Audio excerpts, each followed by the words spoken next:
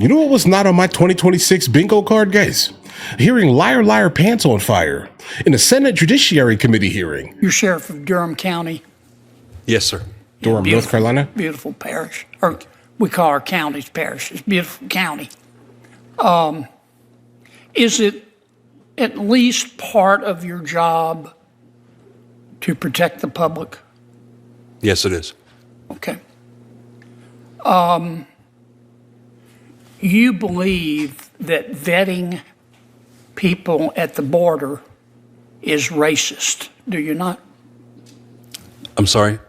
You believe that vetting people at the border is racist, do you not? No, I've never said that. I believe that having secure borders is important, and we have processes that allow individuals to come into the country the right way. Absolutely. You believe that people should be able to violate federal immigration laws without consequences, don't you? No, sir, I do not. I believe that anyone who violates federal or state law needs to be held accountable, and there need to be consequences. You don't believe in cooperating with ICE, do you? I believe in cooperating with federal authorities, as I do. A number of federal agencies I cooperate with, and I certainly would cooperate with ICE if they would cooperate with me. Okay. Would. You were elected in 2018, Sheriff, is that right? That's correct. Okay. On April 18th, 2018, you gave an interview with a media organization called Indie Week. Do you remember that? I'm familiar with the paper, yes. Okay. Receipts, guys. Hold on. Here's what you said. Let's hear it. I'm quoting you. Your words, Let's hear not it. mine. I disagree with the incumbent sheriffs. That's the guy you beat. With the incumbent sheriff's cooperation with ICE. I will make a clear and uncompromising commitment to not cooperate with ICE. As sheriff, I will not honor ICE detainers, and we will not participate in ICE roundups, end quote. Did I read that correctly? Yes, sir. Okay.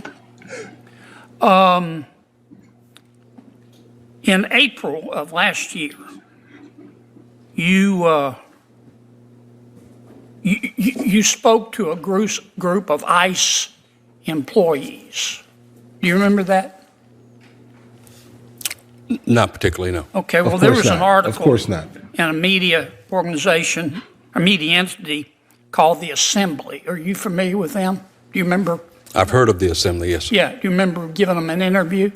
I give several interviews. Sure. I actually don't remember that particular one, but I'm... Okay. Well, here's what you said in the interview, apparently on the record. Guys, this feels like perjury. These ICE employees that you spoke to, you were referencing them, and you said, quote, they, these ICE officials, asked me, so Sheriff, if someone is about to be released from your jail and the detainer is about to expire, you will call us and let us know? What was my answer? You said, no, because that's not what the law says. No, I will not call ICE. End quote. Did I read that correctly? Yes, you did. Trying to maintain your base is absolutely an interesting thing. You should try to do that. I'd say that for the most part here, right? But at what point does it become counterproductive, at least here? Because all I'm hearing right now is basically nothing but that here. You're saying one thing, but then the literal receipts that are currently being pulled in your face are saying the exact opposite. So which version of you is the true version of you?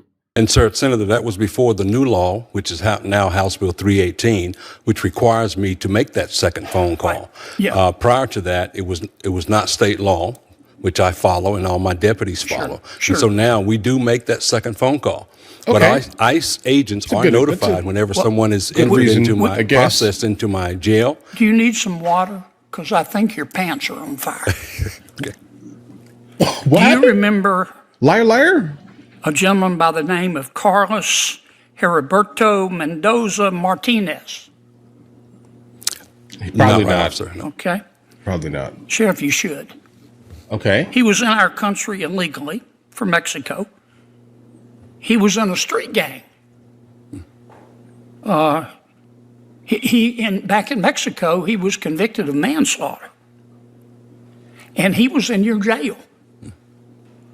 And because in 2021 and 2024, Mr. Martinez was arrested for assaulting a woman and domestic violence. And ICE placed a detainer on this guy because he was in our country illegally. And he was a criminal. And he was in your jail. And you wouldn't honor that detainer, would you? Oh. I can't say that I did not honor the detainer. I can. I can say what I did honor was the conditions of the release that were issued by a judge. And so therefore, and once again, ICE was notified that they could come Do pick you up really this individual. believe in public safety? Yes, sir, I do. You would allow someone in our country illegally convicted of manslaughter, convicted of domestic violence in your jail. ICE says, please hold him when his time is up. We want to get this criminal out of our country. And you said no? ICE was notified that they could come pick up the individual, and for some reason they did not. And the judge issued the conditions of release. I am a custodian. I do not determine who is released or held. I follow the court's order. So it definitely looks like we probably need to go check on that judge then, guys. Sheriff, I don't mean any disrespect, Sounds like a judge issue. but you ought to be ashamed of that.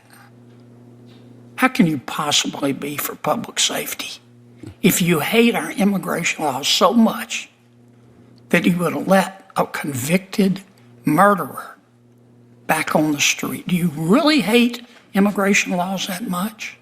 Senator, it's not a matter of that I hate immigration law. You could have fooled me, Sheriff. Based off of the words that he basically used, he does not like the idea of our southern border. Let's just be completely honest here. Nor does he actually like the idea of ICE being able to come in and take out the people that are in this country illegally, based off of his words here. But then at the same time, in the same breath, he basically just said that he has no real ability to kind of do what Senator Kennedy, for the most part, is saying that he should have done. But that would be most likely based on off of his position as overreach, so the judge would have had to do it. This is kind of why I said a couple of moments ago, maybe we need to kind of look more towards whatever judges are doing these things here, because if the sheriff can't do it, then he said some crazy stuff, but I'm not sure he specifically could do anything about it, by the sound of it at least here, right? But yeah, you should work your hardest at least to not allow these people out on the streets here, guys, right? Specifically if they did all these absolutely heinous things. I agree, but I'm not sure much could have been done in the context of this here, all right? I'm like listening to the actual conversation from both sides coming from my legitimate middle here, right? Looking at it like, who's right, who's wrong? That's basically how I listen to these things, right? And then, some of you guys in the comments get super angry. Why are you not always siding with this side? Because it doesn't matter, right? What matters is what's true, not how I feel about what's being said here. And what's crazy is I generally almost at a 90% hit rate just love Senator Kennedy and how he speaks to people. I can't explain it. I love receipts. Give me all the receipts. But I think in this context, it's a little bit weird because I agree with Senator Kennedy, and I also moderately agree with the sheriff in the context of this here. Not with his nonsense about hating ICE and our southern border. That's a little bit weird. I don't get that. But I'm not sure he really could have done more than he did in the context of what happened here. And we should probably have brought the judge forward more so than he, because as he said, he's literally just a custodian. Because if he would have moved forward, then it's by default overreach, and now we're talking about the idea of a tyrant, someone who believes that they can enforce law while also being above the law to dictate things above the law, if that makes any sense here. That is a tyrant, right? And if he was to do any type of overreach, he would be considered that kind of by default.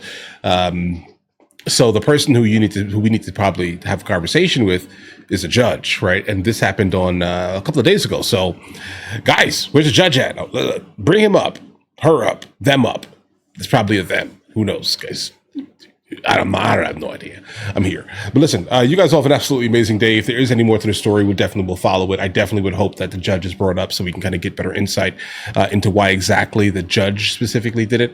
There could be some like legal like doctrine that backs up if the person, is not being picked up, let's say this year, you probably got to let them go. I don't know. We'll find out, I'm sure. You can't leave the person in jail indefinitely, specifically if they're not being charged with anything any longer. Maybe they bonded out. Maybe the jail is full. There's so many reasons why this could have happened, or it could definitely just also be like an activist judge who just has like a chip to basically on their shoulder with ICE and Trump. Who knows? It's probably the latter. I suspect it's probably an activist judge, but we'll see. Listen, you guys all have an absolutely amazing day. We definitely will follow the story. And if you guys are new here, please like and subscribe. And in the meantime, I'll catch you guys later.